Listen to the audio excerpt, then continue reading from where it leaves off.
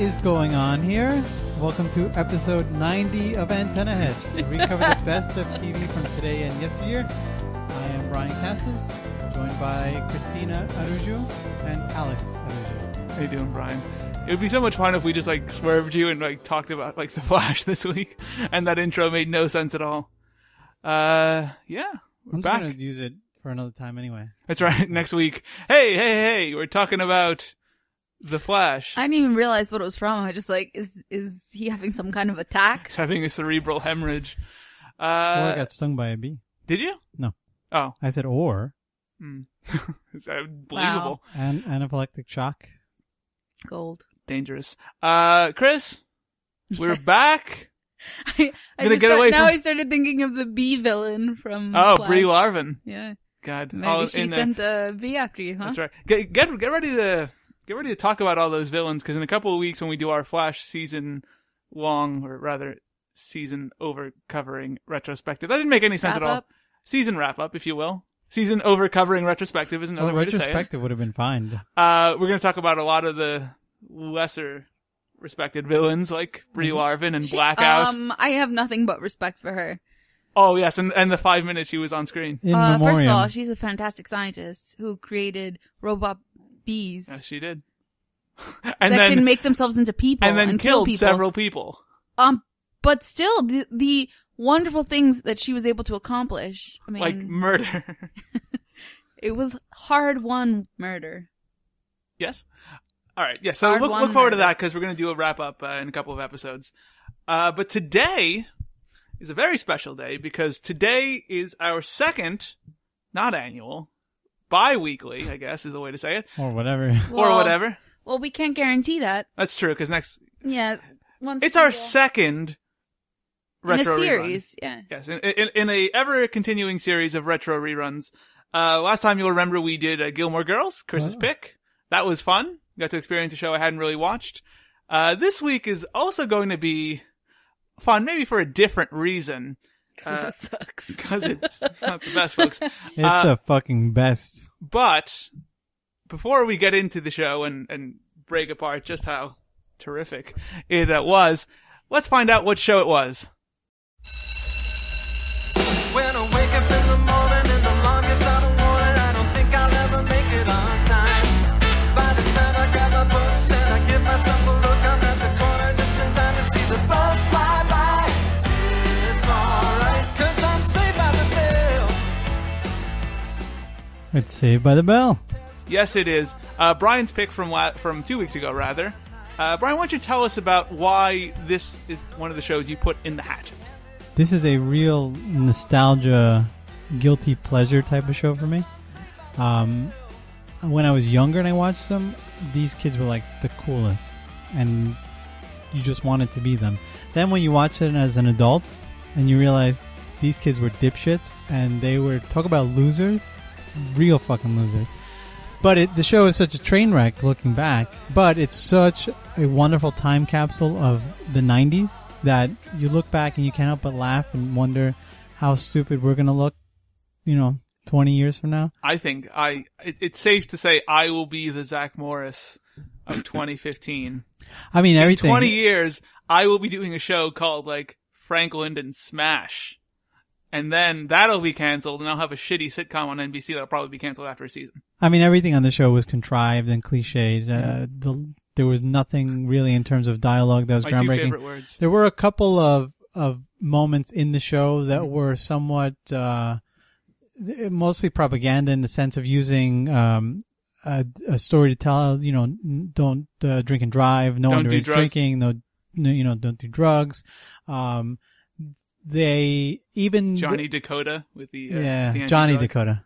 It's Johnny. Johnny Dakota. Yeah. You said Joni? Johnny. I said Johnny. No, you said Joni. All right, listeners, I'm not going to splice it in because it happened 5 seconds ago. But You did. Just pull back the thing 5 Trust me. seconds. Also, they had a black character as a main character, in a school setting in that That's sense. true. But And her character wasn't that she was black, which is actually important, because a lot of modern shows, especially sitcoms, when the black character is there, their role is to be the black friend. right. But now looking back and realizing that nobody wanted to go out with her except two black guys. And one and she was geeky white guy. Screech. and she was good looking though. She was a Yeah. pretty girl. Was being the Well, operative yeah, word as it there. was. So there's themes in there, looking back, that it was a different show. Plus, it was the kickstart to TNBC. Absolutely. That Peter Engel's, The Engelverse, if you will. or his chokehold on NBC, which essentially he got to make whatever he wanted to make.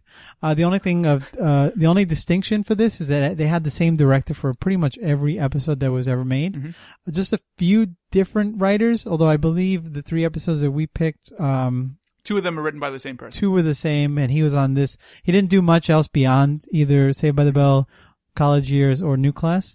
So he was pretty much, this is his, Magnum opus. yeah, pretty much. The other guy, I forgot what his name was. I'll find it when we get ready to talk about the episode. Gary But- Goldstein. Gary, yeah. Yeah. We did not pick some of the. Stop saying we, you. Okay, I did not. That's true. I chose. Yeah, we're every not single- taking credit for Per this. the rules of Retro Rerun, when one person's show is picked, that person has to pick the episodes we watch. So I did not pick the Chartered typical. 3. The typical either favorites, the ones you'll see on a lot of the lists, although a lot of people like the Snow White one. I picked the ones that kind of brought what the show was in one episode, self-contained. And to realize there is no, even though they were like, oh, who's going out with who and whatever, there's really no long story arcs. Yeah. The episodes are pretty self-contained. And then just a few that were my favorites. So Brian, set the ground here. What is Saved by the Bell in the simplest terms? It's 6 people as they go through high school Mhm. and their horribly difficult life in Malibu, somewhere in California. Palisades, yeah. Yeah, whatever. And it's far from what every other boy and girl is going to go through. Some have one family is extremely rich, one family is poor, one family is, one guy is super nerdy but not cool, and the other one is nerdy and smart but attractive. The other one's an Aryan prince who has blonde hair and blue eyes and is the epitome of everything a certain fascist wanted in his And the other society. one's a military brat. So it's kind of an amalgam of... Look at him, Chris. It's an amalgam of different, one character's Latino and whatever. But in the end, they're really... That's all she is. Who? He said one character's a female. No, No, Latino. Latino. Oh, I thought Now you said a who female. can hear? I couldn't hear, but you did say Joni. Mm-hmm. There You did. were Play 3 it back. females, 3 males. But really, in the end, they were really just vapid, Right. It's that classic jerks. story of 6 friends growing up. Of course, main character, I guess you could say, is Zach Morris. Yeah, but there was more substance. If you want to talk about trios, there's more substance in Seinfeld or in Friends. in Friends. Yeah. These are just vapid kids, and it's just a high school story. But when you look back, it's that way. But when you're growing up, and in my case, I was a little too young to watch this. I was like 8, 10 when this was on. But I was like, oh, the high school's going to be fucking awesome. Meanwhile, I went to an all-boys That's school. true. It doesn't matter. We're going to get to hang out at the Max. Our principal is going to be much thinner than he will be 20 years later. So just those are the reasons that I picked this show. Right. It is truly a nostalgic, guilty pleasure, and it's a wonderful time capsule of what TV will never be like again in the future. Unless you watch the Disney Channel. This show would not survive on TV now. Yes. For many reasons, I would agree with you. Maybe on ABC Family, but even then, the stuff No. on ABC Family is like I would say like Disney Channel. Nickelodeon. not even. I think the stuff Disney. the stuff on Disney Channel is better. The stuff than on Disney Channel is better. That's why I said Nickelodeon, because I don't know. I some think even bad shit Nickelodeon's got better stuff than this. No, but ABC Family is more dramatic now. Oh, I guess It's so. not. it's more towards teens. No, Angsty but stuff. teen drama. Like, Yeah. oh, who got who pregnant? Oh, whose parents are Well, they had a switched lot- it. Who's Kyle XY? something. They had a little bit of stuff like that in this. All right. Who's so- a cat person? Oh no, I didn't put gas. I put regular gas in Mom's Ferrari, not high octane. Unleaded. Oh no. I went over by 2 minutes on my cell phone plan. Dad's gonna ground me for Ridiculous. life. It probably cost them like $8 billion in 1989. All right. So let's set with the scene here. As you said, group of 6 friends. This was actually a spin-off of as everybody knows, Good Morning, Miss Bliss. They They actually moved the school from Indiana all the way over to California Right. because, of course, that was more attractive and, and they were in middle school there. Dennis Haskins came over as the principal. But funny, Zach the came hallway over. looks the same, so they must have built it to spec. It's probably, it's during the post World War II when all the schools were being built. They all had the same layout. So the reason I picked these 3 episodes were 2 were in school. Mm-hmm. School being for probably a good portion of 3, first 2.5 seasons, was the only set really. It was the hallways, a couple classrooms, Mr. Belling's office, and the Max. The Max was being one of the first ones. Cause in the first episode they air, they're in the Max. Right. Beyond that was pretty much it. Then you start to get these crazy, everything takes place away. Then you have the stupid dream sequences in every episode, which I kind of liked, cause at the time, you'd have these dream sequences, or, Zach had this power to be able to time out and he'd stop and freeze. Let's not get into that. I didn't pick any of those. That would take 40 minutes of me to just break apart. But, I picked a couple that had a little bit of those elements, and then one that took place entirely outside of the school, without the ridiculousness of the Palm Springs weekend where Jessie's parents Jessie's father gets remarried, or the Hawaiian adventure one, or the Vegas wedding, or the ones where they're at the beach club. Or the beach club. Now, I love the beach club episodes because Leah Remini was in it, and it wasn't that I had a thing for her. I found her kind of annoying. You had a thing for her. No, I found her really annoying. I had a thing for her when she was on King of Queens. I just liked the dynamic of being out of the school. The school. Yeah. Speaking of schools, did you notice that me, Zach Morris, and the gang, AC Slater and everybody are all graduates of the same school? We all went to Bayside. Bayside High. That's right. Recent bomb scare. That's right. There was a recent bomb scare. I wonder. It was a jury duty, and I was like, "Oh shit!" I wonder what Mr. Belding had to say about that. Mr. Balding. It's all right. Mr. Balding. He was saved by the bell. Then the bomb went off. Okay, let's get into the first episode here because that's what you guys are tuning in to hear. Brian, what was the first episode you picked? The first episode is Save the Max. This one was the only one that was not. This was actually written by Gary Goldstein. Yes. The Max is always in dire trouble. It's owned by, you find out in this episode, particularly not early on, that it's owned by the school board. Mm-hmm. So the school owns it. They must not be charging a lot of weird. I know. Why would the school board So own it? I was trying to. It was the 90s. They were buying up property. Every event the school does is at the Max. Sanctioned or not, is at the Max. So you think this entrepreneur would be making money hand over fist. Yeah. And all the kids go there. But what I've noticed, if you watch this, I've watched every episode multiple times. Nobody pays for anything. Nobody eats anything. Nobody really orders food. But I feel like that's most teen hangouts. No one really orders things. But on City Guys, it was explained through the fact that Jamal's father owned the diner. Yeah. So he didn't have to pay for shit. Okay, we can't just keep comparing it to City Guys. That's what all of my notes are. In City Guys, they didn't. They did it right. So the Max is in dire straits. Yes. He's a terrible person because all he does is spend his money on fucking magic tricks. That's right. And I don't think he's even that good a cook. He probably is a cokehead. Probably. So he decides instead of cutting costs, he's just going to cut the sides of hamburgers, which is ridiculous. Nobody eats anything there anyway, so I don't even know why he bothers serving food. Right. So the Max is in trouble. They find out that he owes $10,000 in back rent, which is talking 1990, 1989. Yeah. It's a lot of fucking money. It's a lot of money, yeah. But it's a diner. It could, it's somewhere in a wealthy area, I guess. But at the same time, they uncover a radio station in the school. Yes, they do. Surprise! New set. See, we got a trend going on here. KKTY. Bayside. And everything is... Yes. Everything is hidden under a white sheet. This podcast is taking a dark turn. Everything's hidden under a white sheet as if it was, I'm talking about cliches. You pull the sheet back and everything's brand spanking new, clean it's as if it's never been touched. Yep. And they just plug it in. That's right. And they go to work, don't they? It's funny though. Oh, and then of course they need to do the, I got shocked. My hair went all zappy. That's right. Well, that's come on, Chris. That's the hallmark of good comedy. Puffy hair after electrocution. That's gold standard. Probably. Let me think.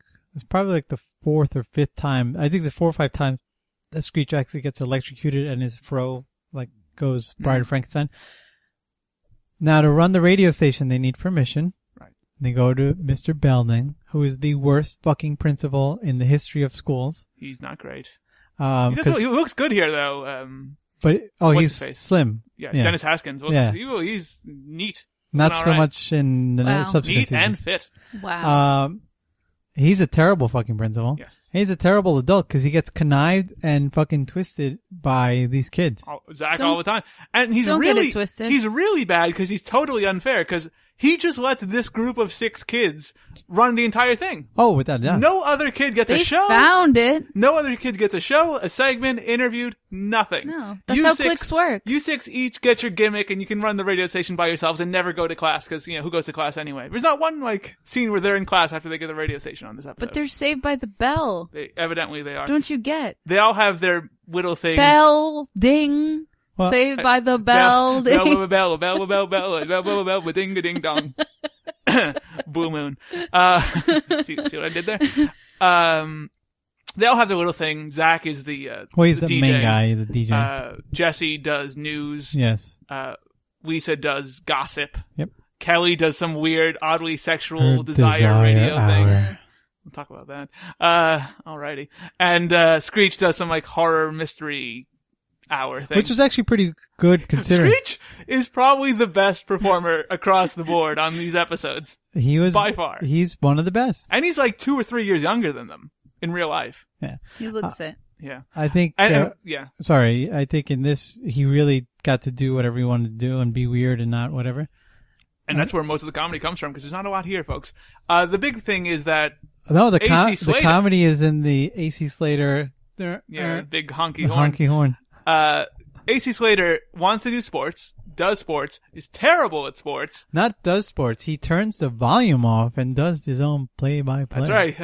That was his big pitch to the people as to why he should be the sports guy. And they're like, guys, I'm at home. I turn down the volume. I do the play-by-play. And I think I sound great. No, he explained that he's always wanted to be one. No, but he does that at home.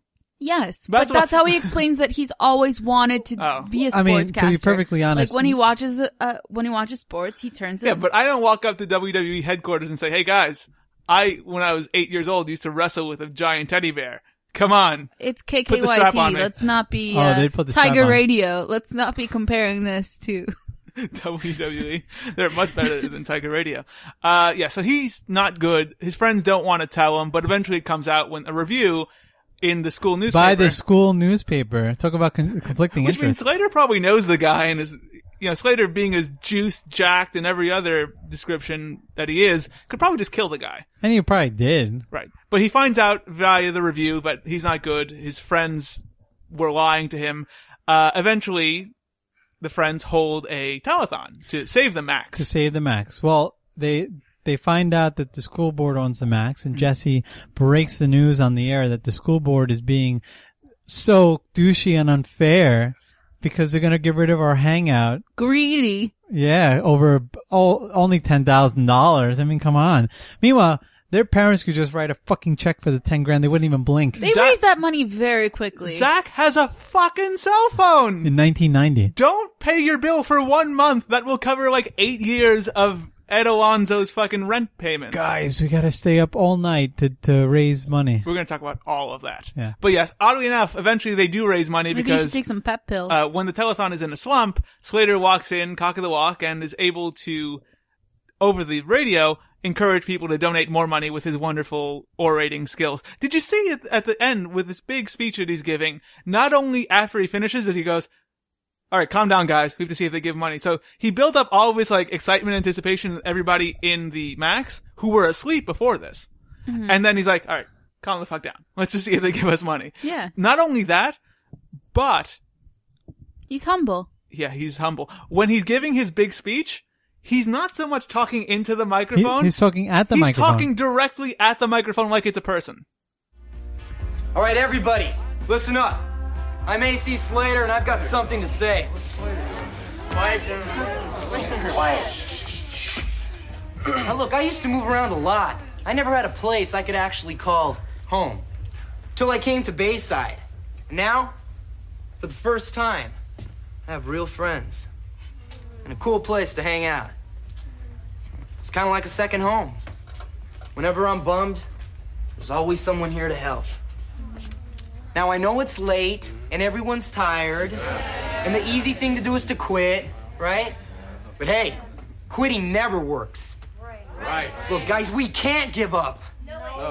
No, we gotta save this place. Yeah. So get off your tails and make a donation. Let's keep the Max alive. All right, hey. Don't get so excited yet. Let's see if anyone calls. What the fuck? That drove me insane. You know what, listeners? I'm doing it now, but you can't really tell because I'm so great at this.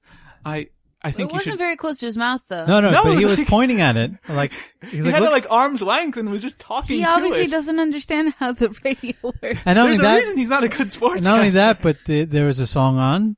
Yes. So we don't know if he was actually on the air or That was not on another the air, thing. and it was just super strange. But yes, they get the money. The Max is saved, and I believe it freezes on a big like all hands in, raise your hand. Yeah, which is it's pretty typical. I'd say about a third of the Second episodes episode, end they that way. freeze on like a rap stance. Yeah. They do. The Well, rap that's not stance the is second better. one. It's technically our third episode. Whatever. All right, let's get into this. Chris, what did you like about this episode? Because there's not really a lot to like.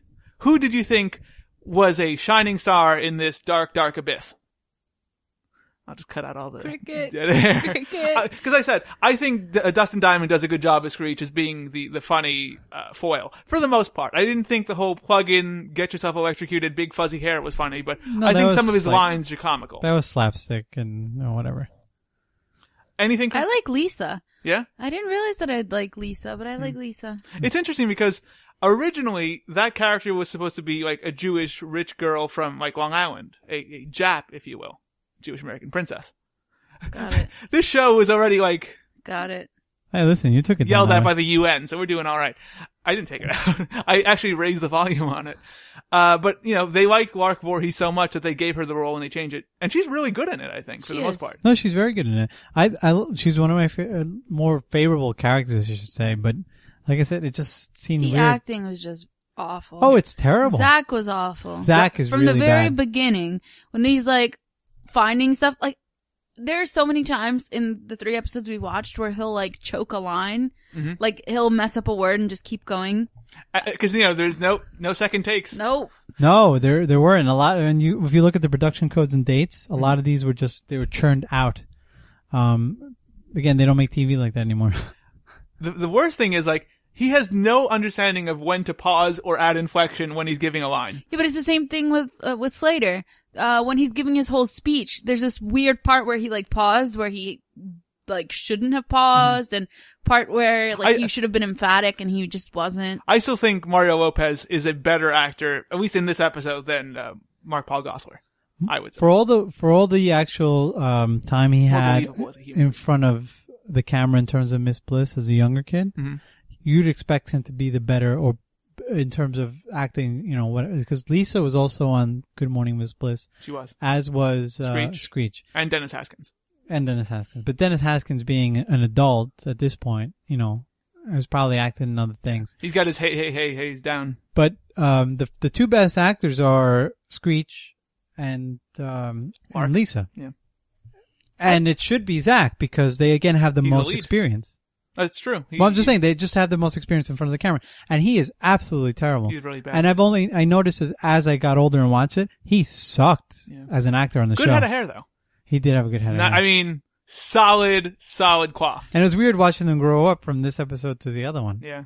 Cause, especially Mark Paul Gosselaar gets a little more, toned. Yeah. Yeah. There's some, rumors actually out there started by Dustin Diamond in his, book. Remember he released that book? He's actually recounted a lot of that, saying, oh, ghostwriters made me write stuff I didn't mean to. But he alleges that between, Saved by the Bell and Saved by the Bell, college years, Mark Paul Gosselaar got on the juice. Okay. Yeah. Which, from the looks of it, his timetable might be off, because he might have hopped on that juice a little bit earlier. I also think that Jessie is a good actress, but my issue with her is I don't buy the role that she's playing. Mm-hmm. Like when she's trying to be like super nice and like friends with Kelly and stuff, I just don't buy it. No. She seems like she's 30. Not only does she Exactly. look like she's She 30, she seems like she she's seems 30. more mature than them. It's the mom genes. And no, it's not the mom genes. It's just her. Zach, I was researching a news story, and I found out that the Bayside School District owns the Max. You're kidding. No. And if Max doesn't come up with $10,000 in back rent by next week, our favorite hangout will be turned into a parking lot. Well, we can't let this happen. Well, what can we do? I think it's time we use the power of the airwaves. Let's do it. All right. Yeah. All right. Here we go. Ready, Jessie? This is Jessie Spano with the Tiger Radio News Flash. It looks like the end of a student tradition if the greedy, deceitful, irresponsible Bayside School Board has its way. I feel like I just don't buy her as her character, but I feel like she's probably a better actress than the rest of them. Would you buy her as a stripper trying to make it in the big city? I might. Nobody else did. No. Yeah. And then I feel like Kelly is probably the most genuine because I actually feel like she is as like sweet and like, I don't know, because she has very little actual to say. Yeah, I mean, she doesn't say much. She doesn't do much.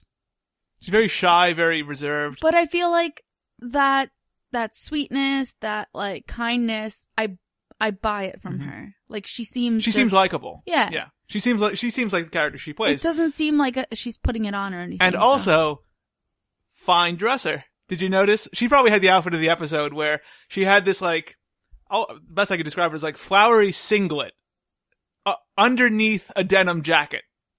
She was dressed to the nines for 1990. Yeah, but she normally rocked the Canadian tuxedo. I mean, as pretty much. You mean a bodysuit? No, but it was only up to like the knees. Oh, a romper. I guess you'd call it a romper. I would call it a singlet. Because it was rather tight. No, it's a romper. Still a romper. Okay. A romper's like a jumpsuit. The difference here is you're using fashion terms. I'm using amateur wrestling terms. Yeah, it's not the same, Al. A flowery singlet. Something like the Steiner brothers would wear in like 1989, if it helps. I'm going to show you some Steiner brothers photos and you're going to agree with me afterwards. Yeah. Well, Jessie, Elizabeth she's Berkley very, very good. was 17 when they started, filming the show. Yeah. They're all a year younger than her. I think Kelly, Zach, Lisa, Mario, Slater. I think they're all just 1 year younger, 16, and then Screech was younger than that. Yeah. They're all 41 now. Elizabeth Berkley is 42 and Screech, I think, is 38.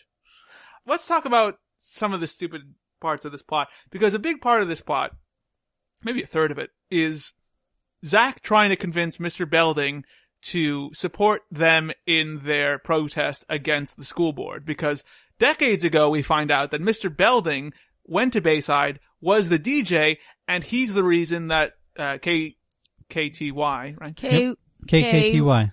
2 Ks, a T and a Y. Yep. I thought it was YT. No. You said YT before. No. Okay. Which is why I said kite. Stop saying Kite. it. Anyway, KKTY. he's the reason that network was taken off the air. So Kitty. Because he mooned, Kitty, yes. Because he mooned the school board. The school Yeah. board. In protesting, not letting them wear jeans. On pages 2 and 3. And 3 long and 4. hair. 3 and 4, sorry, yeah. Jeans and long hair. And there's this, not only is that an okay story, I guess not the best, but what really annoyed me is Zach, in this very crucial scene to the episode, is like, Mr. Belding, I want the old Mr. Belding. You would support us in our protest because it's just like what you did. It's nothing like what he did. He was protesting against the school board, sanctioning their students and what they can wear. You're protesting against the school board running itself as a business and trying to collect rent that it's owed. Come on, man. Be cool, dude. And that's it. That's China's the argument. Still cool. That's all it is. And the weird thing is, it convinces Mr. Belding. Because he's the worst fucking principal in the history of principal. Because all he wants is to be liked. He doesn't want to... Yeah, precisely. That's right. He wants to fit in with the cool kids. He needs a rough edge. Why do you think they get to do whatever the fuck they want? Well, there's a couple of episodes where he plays where the he principal. hangs with the cool kids? No, where he plays the principal. But those are Smokes boring. some doobies in the back by the doobies. Those smoking doobies with my brothers. Those episodes are boring. That's why I didn't pick them. Like I said, really stupid. And the worst part is, you would think that story would lead to the climax of the episode of Mr. Belding helping them raise the money, because that was really one of the veins of the story. It doesn't. Mr. Belding comes on the telethon. It's like, hey, folks, it's Mr. Belding. Remember me from 30 years ago? It's Bell, the bell, bell, bopper. ding, ding, dong. And then he falls asleep. Bopper. Yes. Bopper. He named himself after a dead musician. What's his name is Wolfman. Yeah, but Wolfman Zach. Yeah. But he was alive. So? But he's a The best was, you were saying, and That's right. and he's like, Bopper. That was a pretty good one. Sir, let us follow in your footsteps and learn from the Big Bopper. Well, Bopper, bopper, bopper, bopper, bopper, bopper. oh, all right. But on one condition. I have the final say about what goes out on the air. Huh? All right. Now, you were saying? Bopper,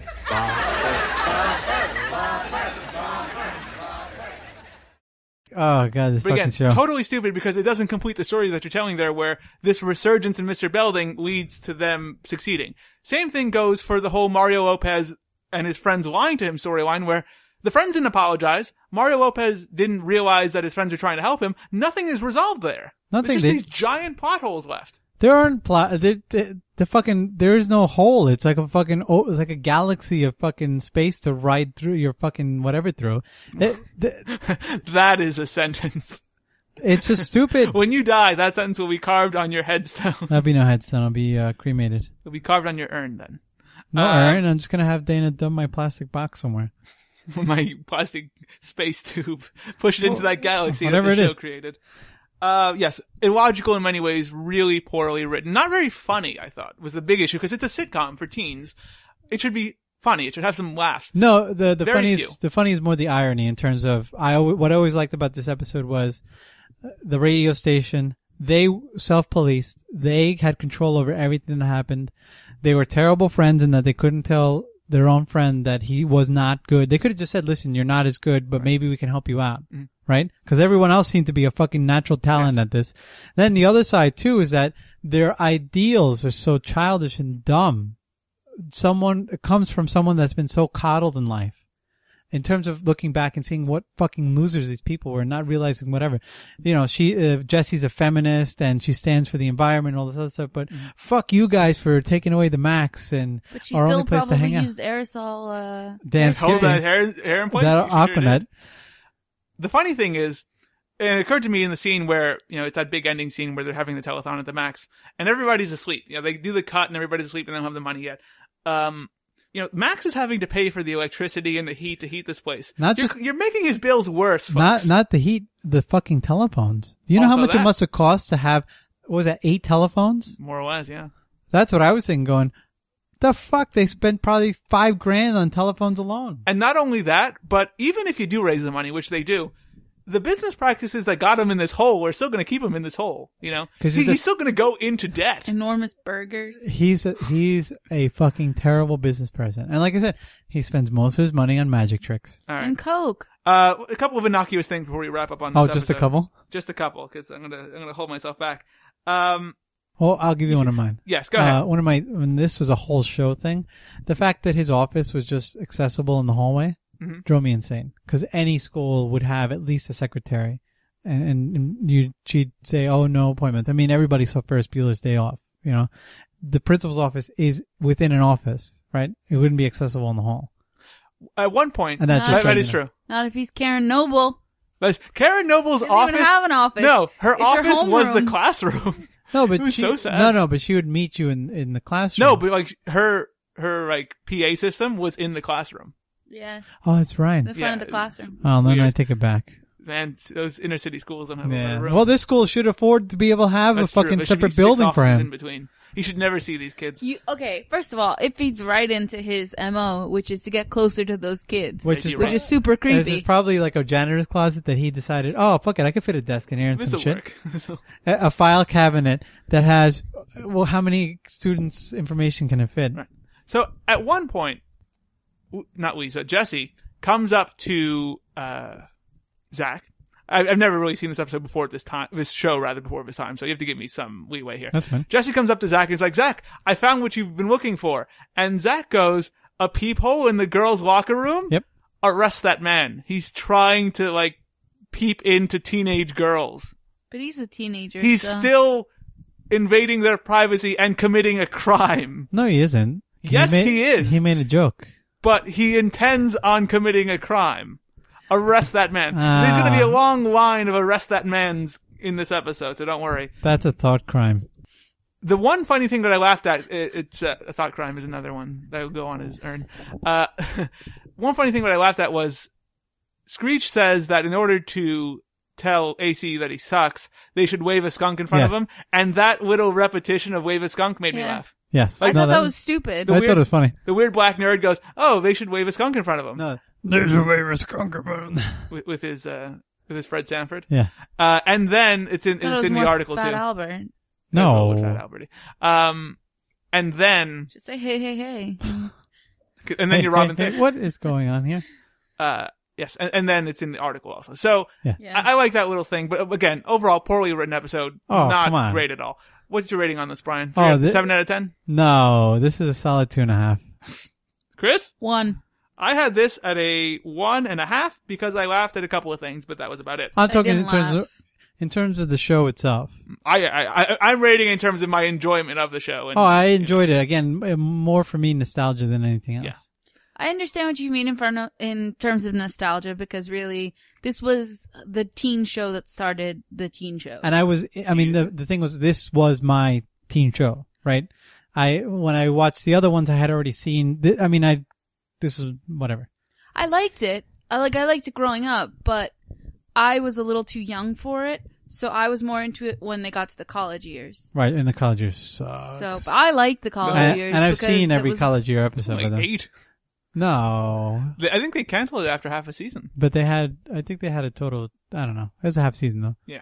I didn't watch New Class. Or so the new, fuck no, that New shit. Class. I watched New Class. I didn't watch that Like I shit. said, this is all I've really seen, and I don't know if I'm going to be seeing more. Do you think we should be honest and tell him he stinks? How can we without hurting his feelings? Why don't we just wave a skunk in front of him? Screech, for once you have a good idea. We can't do that. This is Slater's dream. You know, maybe we're being overcritical because we expected him to be better. I bet the average listener thinks he's just fine. Excuse me, what do you guys think of Tiger Radio? Radical. Really cool. The best, man. And what do you think of our sports reporter, AC Slater? Awful. The worst. Someone should wave a skunk in front of him. Let's go to the second episode. Second episode, one of my favorites.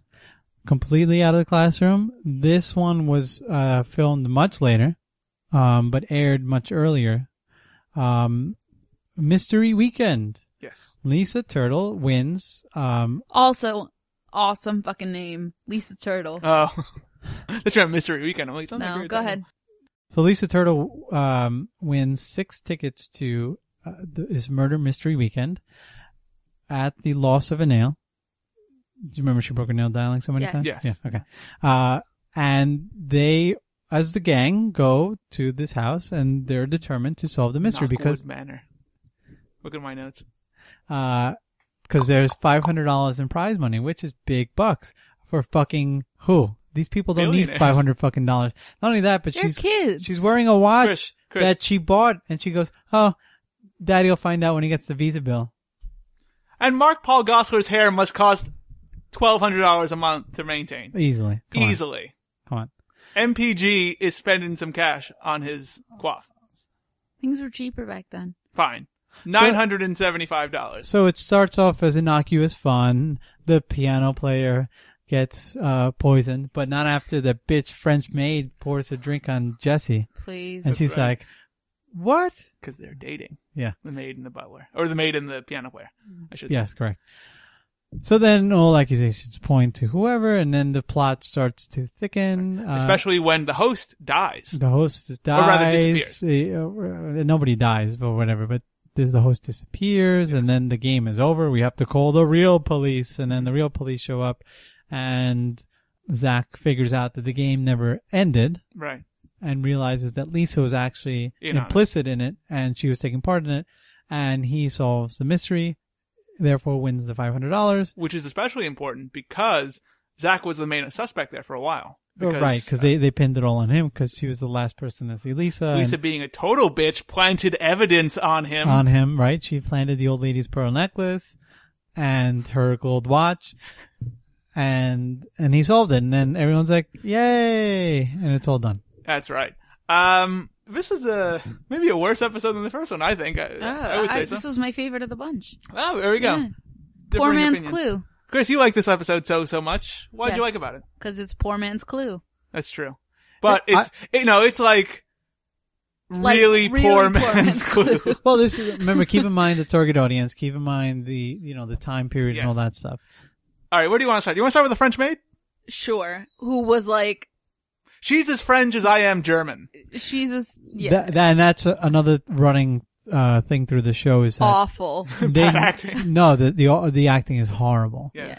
The only one that had decent and... acting was the host. Jameson, yeah. That British accent was super realistic. I thought when at the end Zach pulls off his wig because he's dressed as a woman. That was obvious. No, the whole time that he was not a woman. Come on. Yeah, that was obvious. But when he takes off the wig, I thought he was going to start speaking in an American accent and reveal it was all a ploy. But he went right back to that weird British accent. Lisa was in on it? Nice going, Zach. How'd you figure it out?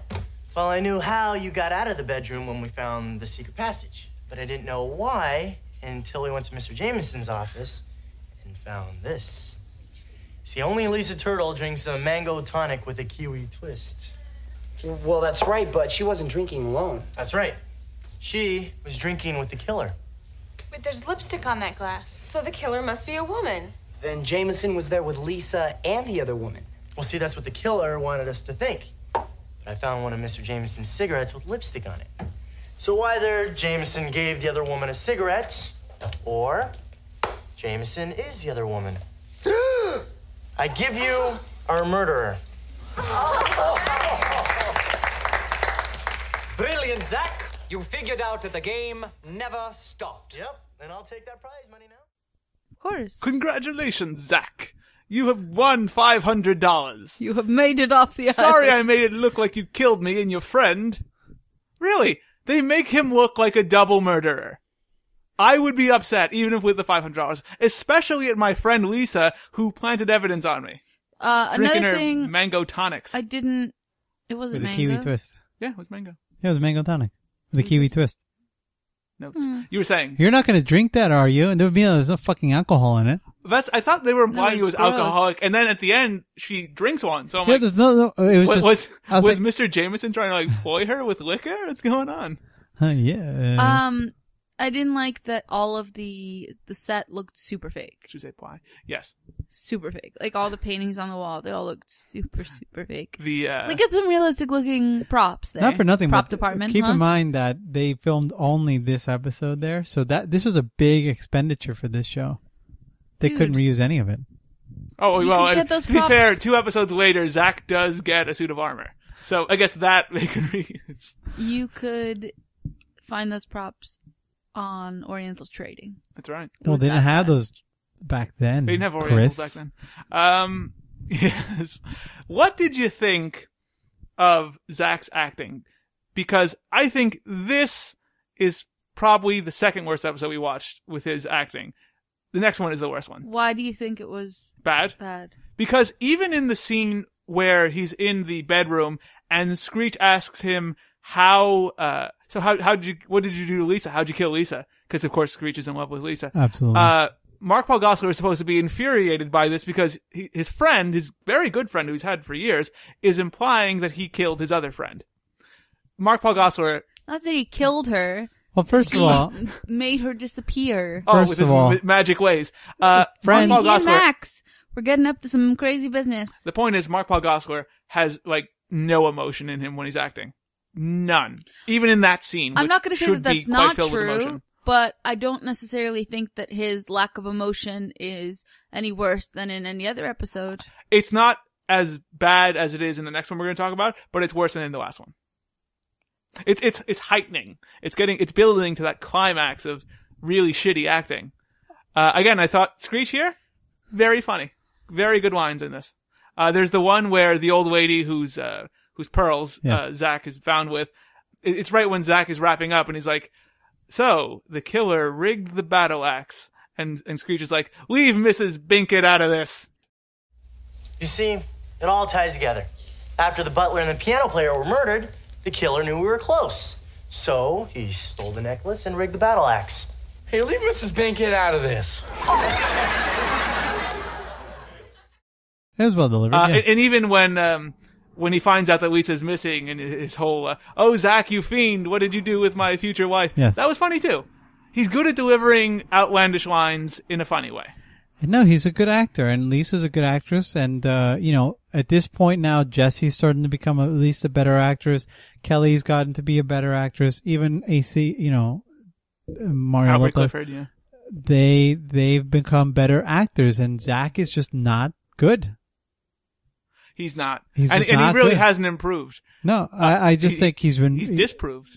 That's the word. Yes.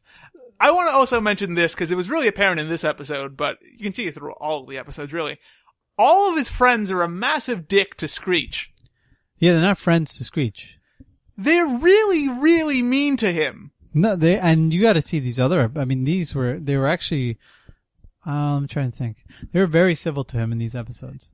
They are upset when he drinks something in this episode and isn't poisoned. So he takes a swig of water because they think it might be poison, and Lisa's like, "Here, you try it, Screech," trying to poison Screech. And well, because then again, she did know that it wasn't poison, I guess. But all of the other ones are like, "Oh, fuck, he's still alive." I think the maid murdered the piano player. She brought him that poison drink. But she spilled that drink on you. Hey, that's right. Then Mr. Jameson gave the piano player his drink. So the poison was meant for Mr. Jameson. Then whoever poured Jameson's drink must be the killer. Yeah, but who poured the drink? Water, sir.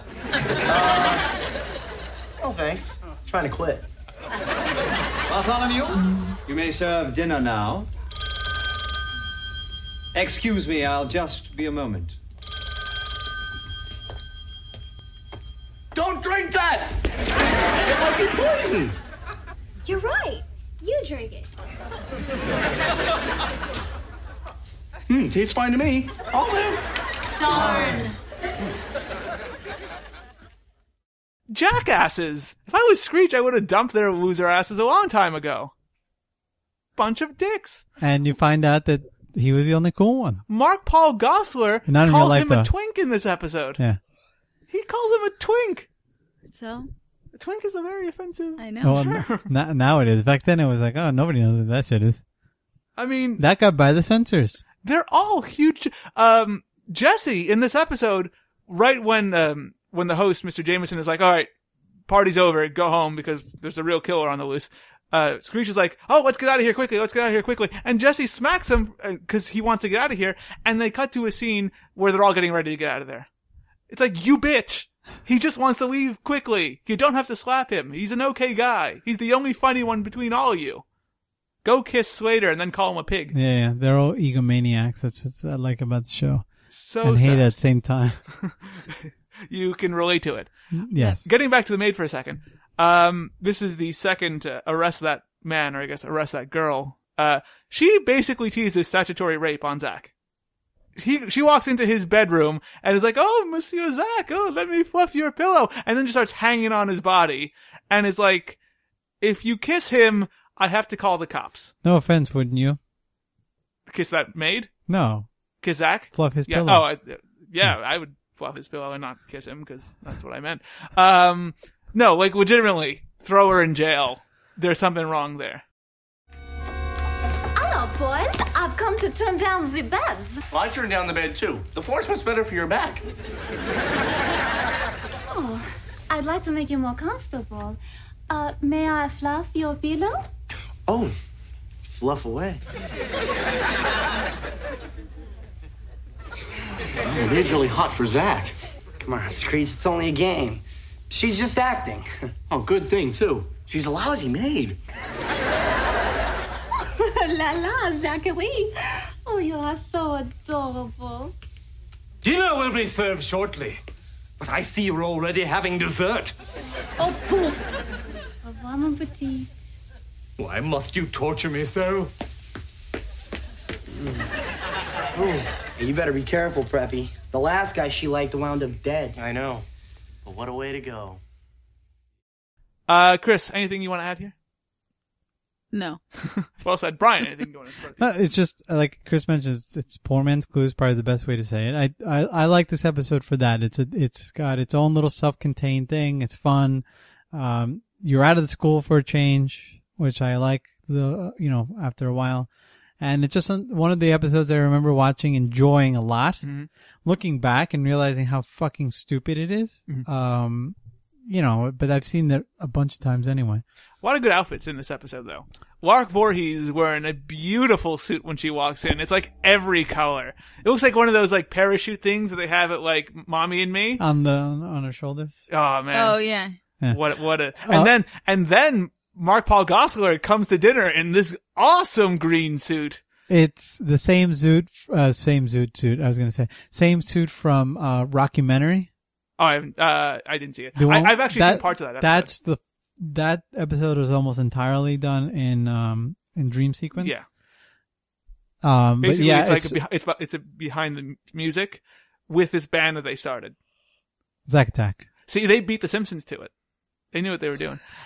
Ridiculous. But the suit is like insanely huge. And it's like this double-breasted power suit. It's so stupid. But it's green and 90s and awesome. Oh, and then just Screech, I don't know what the fuck he was wearing, and wait till next episode. Holy shit. They donned some apparels in that one. Yeah. Screech wanted to play Monopoly in this episode. I'm like, oh, Screech, my guy. Fucking friends being dicks to you. Poor guy. You're gonna make him grow up to be a porn star. Stop. Yeah. All right, let's go to ratings on this. Chris, what you have this episode? Porn star. Poor hyphen N star. Chris, what'd you have this at? I had this at a 2. 2 for me. And it was the highest rating of the book. You had this at a 2, Brian. 2, so yeah. you went down on this episode. Yeah, only because, listen, it's fucking... You went down. I heard it afterwards. I went down on this episode. No, that was Screech. I get down on some Mystery Weekend. That was Screech. I got it. Yeah. I had this at a 1.75. I know, listen, I know what the show really is. Like I said, it's a guilty pleasure for me. It's not, I know some of it's shit and I enjoy it. What am I going to say? Where were you when the butler was stabbed? I'm innocent, I tell you. I didn't do it. I'm innocent. All right, I confess I did it. I didn't do anything, you twink. Look, sir, we were all in the dining room. All right, let's get to episode 3 now. Brian, what is this and why did you pick it? This one is one of my favorites in terms of what the show did, right? So it takes the same contrived, oh, we got to put on a school play, but we're so tired of these same shit. Oh, why don't we rap about it and do, let's make a rap version of Snow White and the 7 Dorks, they call it. Yes. It's one of the last aired episodes. I think episode 86 is the final one. This was episode 80. Yeah, it was aired in November 14th, 1992. What didn't make sense was they filmed this before Mystery Weekend. Mm-hmm. And what's interesting about this point where they aired this episode, Kelly and Jessie were both not on the show, either due to contractual negotiations or whatever. No, what happened was, I did read about this. What had happened was... You see, I went down on some... what happened was, NBC decided to add episodes to the last season. But they had to get contracts out of all of the cast because they had already wrapped. They had already filmed the graduation and everything. Yes. Tiffany Amber Thiessen and Elizabeth Berkley. Thank you. Jessie Berkley is what came to head. They didn't want to sign on for extra episodes because they had other things coming in the pipeline. Tiffany Amber Thiessen was going 90210, and then Elizabeth Berkley was... Yeah, Showgirls. Yeah. No, Striptease. No, Striptease was a Demi Moore one. Yeah. Showgirls was, okay. It was Showgirls. So basically they brought in, Tori. Tori was the character, and she filled in as the female that wasn't black. Oh, no, but she fit in as two, both characters. She was the sex appeal, and she was the feminist, whiny complainer. Masculine, I'm not your typical woman. Don't call me. If you think of all, you're gonna get guff for saying feminist and masculine are the same thing because no. He wasn't saying they were the same thing. He was saying Elizabeth Berkley was both of those. I don't think she's masculine. No, you should watch. You should watch Showgirls. She's not that masculine. No, I'm saying Tori was. Yes, but you're saying that she took the place of both of those other characters. So by extension, you're saying that they were. I'm extending the character that Tori was, and also saying at the same time. Whatever, you don't know what you're saying. Holy shit! All right, so who cares? Did you set up this episode? I care. Snow White and the 7 Dorks. So they do Snow White. Basically a rap version of Snow White. Yes. Zach gets cast as the prince. Elizabeth Berkley gets cast as Snow White. Kelly gets cast as the queen. Elizabeth Berkley and Zach, they really have a lot of tension or complications here because they're not sure what this means because they have to kiss and it's awkward, but they've been friends forever. But maybe, hey, that was a good kiss. Maybe we should start dating. But they're each dating other people in A.C. Slater and Kelly Kapowski, respectively. Kelly and Slater find out about this kiss and them kissing to try and figure out whether or not they should date. And they get really mad, as you would expect. But of course, eventually, Zach and Jessie figure out that, we're better off as friends. Kiss didn't really mean much. It was a good kiss, but what are you going to do? And they rewrite the ending of Snow White and the Seven Dorks so that A.C. Slater ends up kissing Jessie and Zach ends up kissing Rita Repulsa. That's what her costume looked like, by the way. Yes, exactly right. There you go. Brian, what did you like about this episode? Why did you pick this one? Well, I liked it for they put on the rap version of Snow White and Seven Dwarfs. The beat was insane. All right. The one beat. Yes, the one beat. That seemed to loop over and over again on the cassette. Remember last week you were talking about on the messengers that the single mom, when her daughter was dying and she was crying, she did that like that's what this beat was. That's where she got that crying from. And the other part is at this point, if you watch the show, you got what you wanted in that Kelly and Zach are together. Jessie and Slater are together, and they've been together now after, I was trying to think if this was after the Princeton episode. Yes, it's after the fake IDs. So, before the fake IDs? I think it was filmed before the fake IDs, but aired after. Mm-hmm. So at this point now, Kelly and Zach are together. Yeah. And he says it in that he only wants to do this role because he didn't want anybody else kissing Kelly. Yeah, because he was afraid that she was going to get cast as Snow White. She ends up getting cast as the evil queen. I thought Tiffany Amber Thiessen, pretty good in this episode, especially in that scene where the drama teacher is like trying to get more rap out of her. Yeah. Not only... That was some good rap. That was decent rap. Yeah. The best rapper of the bunch, though, is Elizabeth Berkley. She's the best in terms of sticking to the beat. The rest, oh my god, Mark Paul Gosselaar. Yeah. Oh, he's terrible. Him and Screech. The beat is a suggestion, right? Mark Paul Gosselaar doesn't understand how rap works. No, he spent more time going like, He seems like he's doing a Vanilla Ice impression in which neither of them can stick to a beat. Since I'm a prince, I don't have to toil. Got no hassle with a cow, so I don't like that swirl. So what? Am I in this bummed out mood? Till I find the one and only, I'm a lonely dude. Screech just, you can't understand a word he's fucking saying. He's like mumbles everything. This is like, talk about a time capsule of an episode in terms of the 90s. Mm-hmm. This is it, because there's the crazy graffiti background, the obnoxious and outlandish look at how street clothes, Snow White is. That's right. And all that other stuff. The funny thing is, like, the Seven Dorks are wearing like very 90s-y looking outfits, right? Yes. But Snow White, the prince, and the evil witch are all wearing like traditional Snow White outfits. Well, they put their spin on it, bro. We already bought 8 dork outfits. We can't pay any more. I wish that the evil queen was played by Cookie Lion, but 90s Cookie Lion with like that like asymmetrical bob blonde haircut. Yeah. Like half a weave in. They put a child in the garbage can in the background. My evil plan to make kids into garbage. Yeah, the reason I picked this one is just it's quintessential. With the broom. It's quintessential 90s in the show. It's the last episode besides the graduation that every one of them was in because of when it was filmed. And when it aired, it broke up a lot of shitty episodes with, talk about tripe in terms of writing, in terms of episodes. There's the video yearbook, which is contrived. Then there's Screech's birthday where they forgot that it was his birthday, so they decided to try and throw him a party in Belding's office. That's probably the most believable of all the episodes. Like, they would probably forget about Screech's birthday. Well, because they're such dicks to him. Yes. Then there's the earthquake one where Mrs. Belding makes an appearance and she's in the elevator with Zach and Tori and she is like about to give birth. And then there's an earthquake. They get stuck in the elevator and then she gets, she has a baby then and there. Talk about a formula script. Yeah. And then, the one I really wanted to do, and I was like debating, was the She's a maniac. No, the Slater's friend, where they kill his chameleon. Oh yes, that's an early one. That aired way at the end. Did it? Yeah. I could have sworn. Oh, whatever. But that episode, this one broke up that kind of weak season, and this is that last season that was extended. Yeah. So, to me, it reminded me of why this show was at the time fun, and now looking back, a fucking train wreck. Right. This had everything in it. It's just the stupidity of the plot. These kids are way out of touch from whatever they think is cool or anything remotely to, do with that.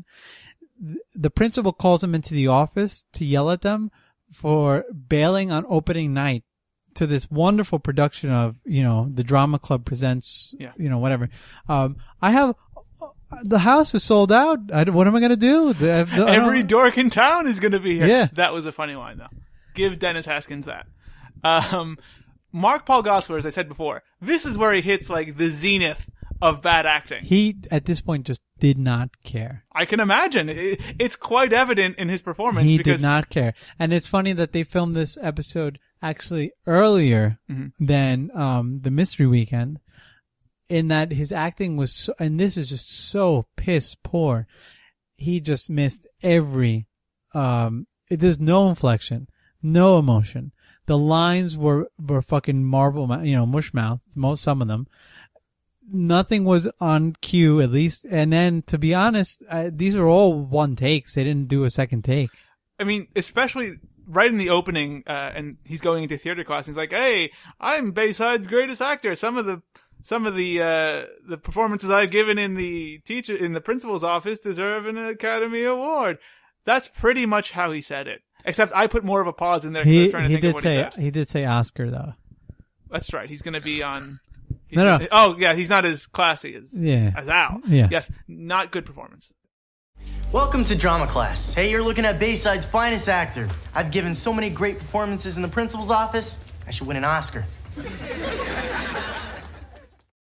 The breaking the fourth wall bothers me so much. That happens throughout this entire show. I know that, but it's really obnoxious, and I hate it. No, what really annoys me is when he does the whole timeout thing. Timeout. And everyone freezes around him, but he can still talk to the viewer.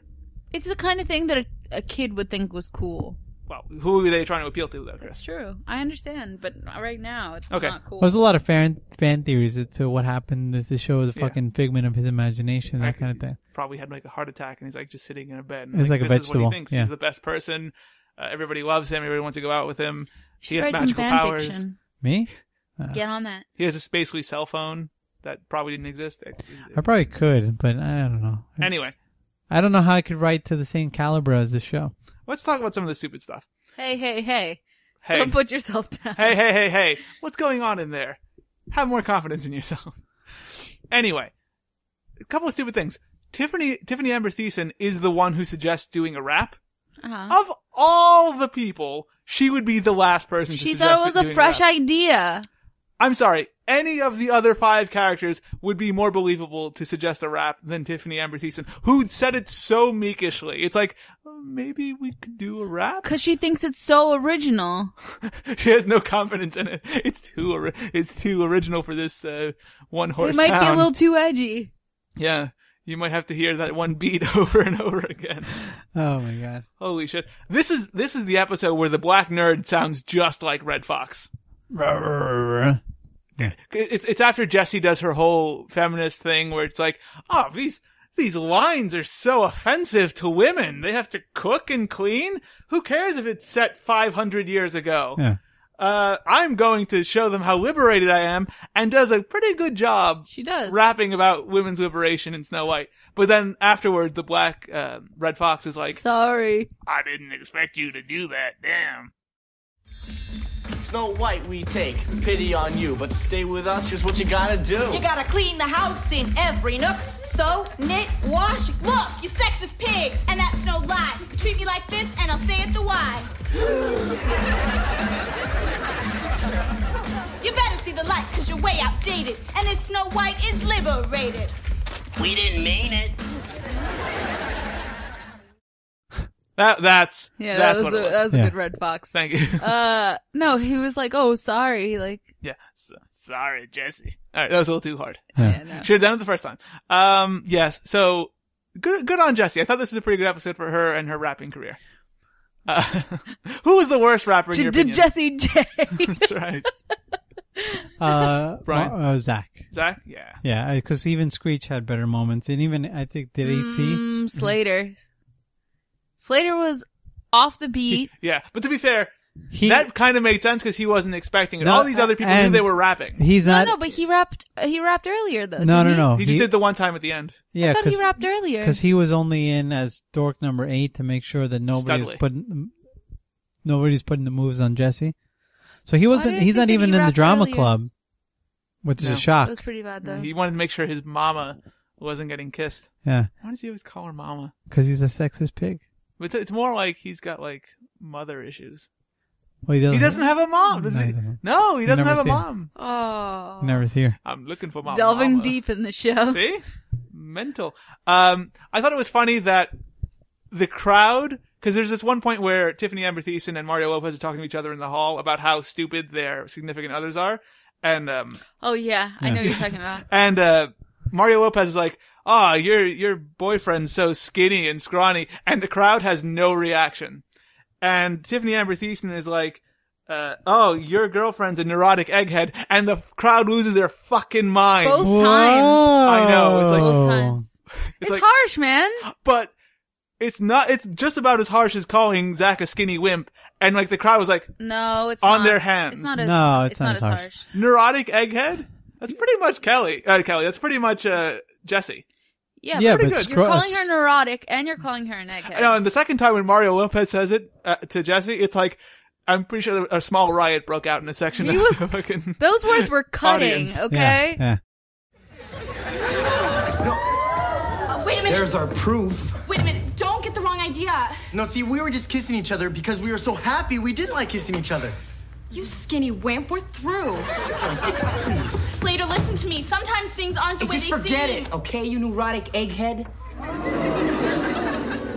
We're through too. The other reason, though, is that this is a big moment for the show in terms of people watching it because Jessie and Zach kissed. Mm-hmm. Yeah. And they were friends the whole time. Yeah. Yes. They live next door to each other.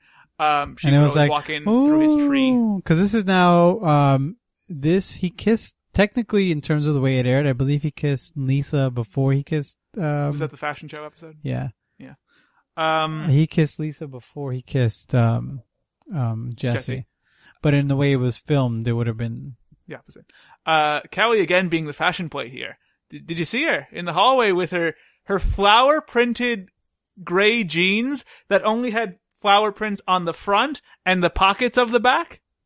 It was the most insane thing. Like, that is easily what a girl would wear now. Like, Told you. Urban Outfitters could easily make money on those pants. Yep. Tens of dollars. Anything else you want to point to here, Chris? Jessie and her half-hearted, lazily thrown together feminism? No, it's just all the rapping. It's vomitrocious. Yeah. Not good. No.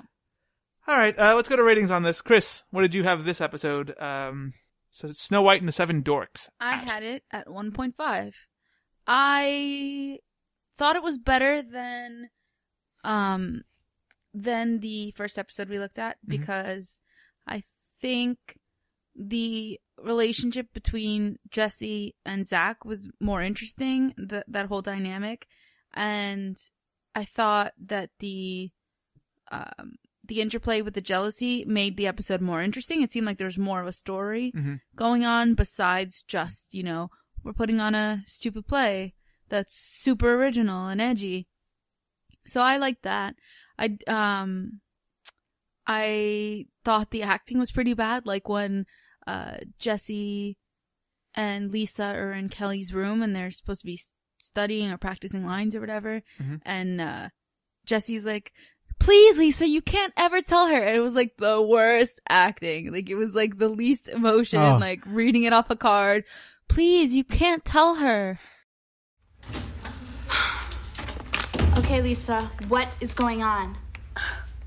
Let's just say mirrors can see a lot, especially when they walk into a drama room. Lisa, what you saw was an accident. Oh, yeah, right. And you were giving him mouth-to-mouth resuscitation? Is Zach a good kisser? Oh, he's great. But that's beside the point. It was a big mistake, and it could cause a lot of trouble if it was blabbed around. You get me? I got you. Lisa, you have to promise me you'll never, ever tell Kelly about this. My lips are sealed. More than yours were. I did read one of those. He's a great kisser. Oh, man. Zach is the man of my dreams. Or his dream, because it's all in his mind. He's probably like a little nerd getting beat up in real life. It's like Probably really screech. This is what he thinks about when he's getting his ass handed to him. I almost said pounded. Yeah, I heard you almost said that. Screech. Okay. There's right at the beginning when they're talking about what play to do, the theater teacher is like talking about why Snow White is a good idea, and he goes, "Oh, it has all this loyalty and envy and romance." And when he says romance, he taps Elizabeth Berkley on the chin, like with his glasses. He like gives it a little touch. Arrest that man. There's something devious going on there.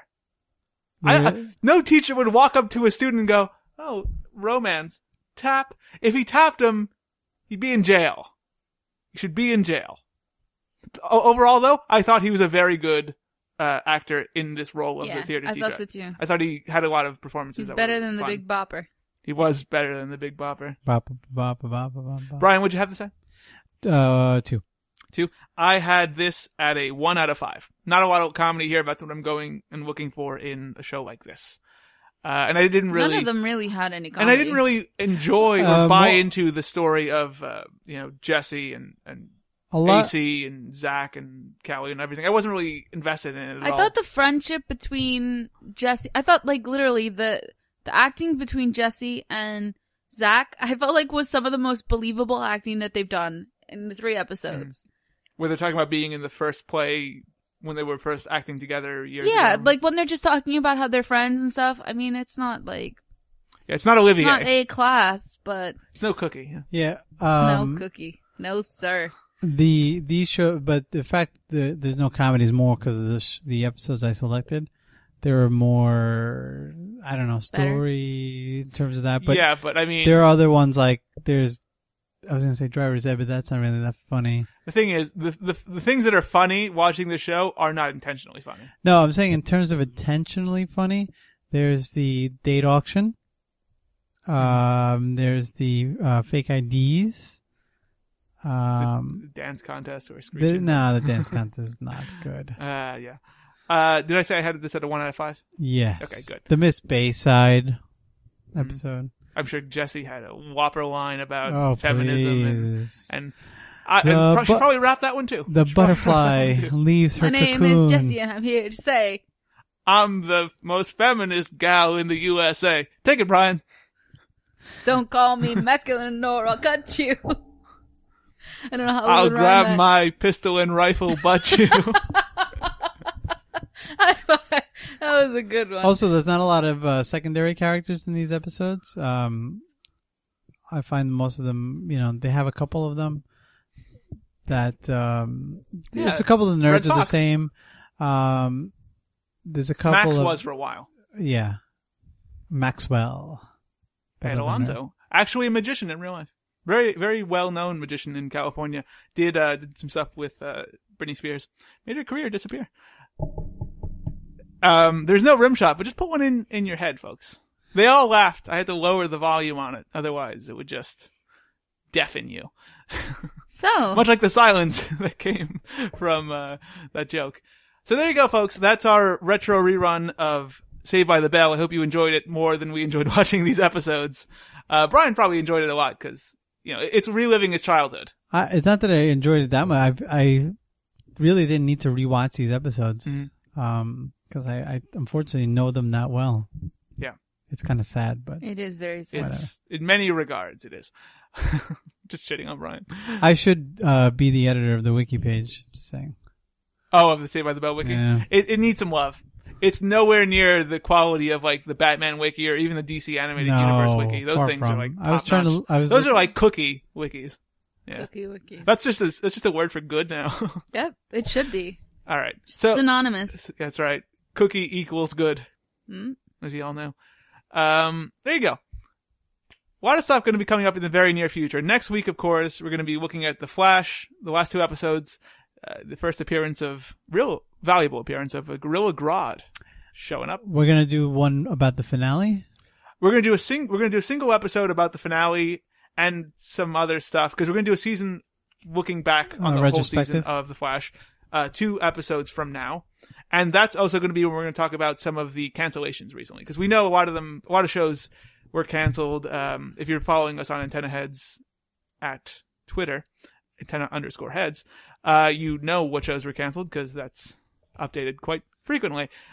So yeah, we're going to cover all that 2 weeks from now. But the next retro rerun we're going to do, don't know when, probably 3 weeks from now, we're going to pick right now so that you guys can build that anticipation, much like you did for Saved by the Bell. And I hope you enjoyed this, because I really didn't enjoy watching these episodes. I had to go watch some City Guys afterwards just to decompress. Let's hope for something good. All right, let's go to the hat. All right, Al's got the hat. I'll be picking this week because that's the way the circle went. I'm not looking. I'm looking right in Chris's eyes as I pick this. And I'm watching him intently. He's looking down. I saw it. Stop it. Look up. Twitch. Look at the ceiling. Tilt your head up. It's hard to talk into a microphone and tilt your head I up. don't care. Keep doing it. Tilt side. All right. Just pick one already. Come on, Christ. jeez. We're doing Batman the Animated Series. Yes. Ding, ding, ding. Winner, winner, chicken dinner. Get ready for a 4-hour podcast, folks. If you think, if you think last week's episode was long, that's how long it's going to take us just to talk about one episode. Well, at least I can say I am It's amazing excited. that we all picked ones that were our own. Yeah. That we Conspiracy submitted. much? No. We're the only ones that care. Nobody else does. So there you go. In a couple of weeks, 3 weeks time, we'll be talking about Batman the Animated Fuck Series. it. Let's just do that next week. No, because next week we have to talk about the last 2 episodes of The Flash. Relax. And Wayward Pines, which will be debuting on Fox. I'll make a face. You want to be on the You know what podcast? you got yourself into. Real TV? This podcast was Damn your it. idea.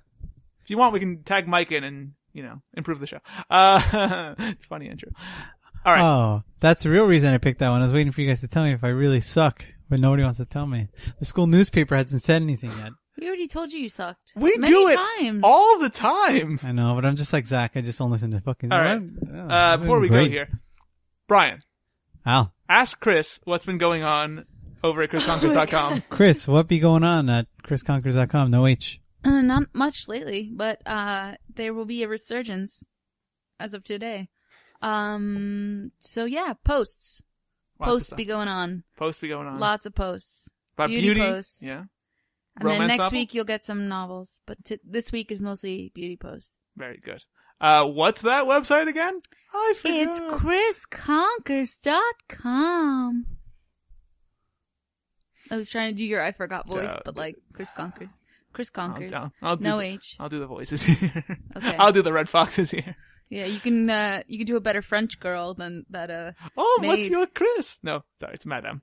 Oh, I'll cut that all out. Oh, Screech saying Mademoiselle, he was like Mademoiselle. Yeah. Oh, Madame Chris. That's enough of that. Mademoiselle. What's your Twitter, Chris? Where can people reach you on Twitter? It's Carau, Carau. And that's where the Instagram is also? Yes, sir. All right. Check that out. Instagram, Twitter, the internet. She can probably beam it into your head. Just send you romance novel reviews through the ether. Brian, photos are a thing that exists in our modern society. Sure. If I want to see a very interesting collection created by one man. Eclectic collection? No. I wouldn't call it eclectic. Oh, No. what would you call it? Not eclectic. Oh. A collection created by one man. That man being co-host of this podcast. Where can I see that? B91B.com or B91B photo on Instagram. There you go. And I'm also got a Tumblr, but nobody really checks that out. B911B22 on Twitter also for Brian. Yes. And the last question of the episode, Chris. Yes. Where can they reach us? That's right. Where can they reach us if they want to reach us? And of course they're going to want to reach us to tell us, and tell Brian more than anything else, that they hate him. Well, where can they do that? They can reach us on Twitter at antenna_heads. They can watch well, why do I always say watch? They can listen to our... I like to think that this is being video recorded for some reason. Really? It'd be really boring to watch video because it's Yeah, just like it the would. three of us sitting around a room and Brian making faces whenever... There'd be funny faces. They're less funny than you think. Chris, keep going. They can listen to our episodes on our website, broadcast.com. They can also listen to them on SoundCloud. That's a cloud, not a clown. That'd be scary. It would be scary. SoundCloud. You want to hear a song? I'm gonna murder you instead. SoundCloud, TuneIn, Stitcher, iTunes, and YouTube. And you can like us or rate us in all those places. And comment if you can, because that's great. We like to know, what you're thinking. Mm-hmm. And I do want to thank everybody who's sampled us in the last couple of weeks. This last episode we did got just tremendous numbers. As you all know, I'm a big fan of the word tremendous, but really, these were very, very good numbers, and I really do appreciate it. It grew almost double from 2 weeks ago, which was actually a really good number for us anyway. So thank you very much, and please keep listening, because without you, I am a flower without sun. What can I say? I would die if I didn't have listeners on SoundCloud. So if you don't listen, I know what that means. And if you like listening, just tell us what you like and what you like more of. That's right. Maybe you want more Saved by the Bell. Maybe you want less Brian, so we can make it work. Maybe you want less than one particular Arrange ghost. that can be. All right. Time to wrap up the show on that very murderous note. Brian, take it away. So for Cristina and Alex, this is Brian saying thank you for listening to episode 90 of Antenna Head.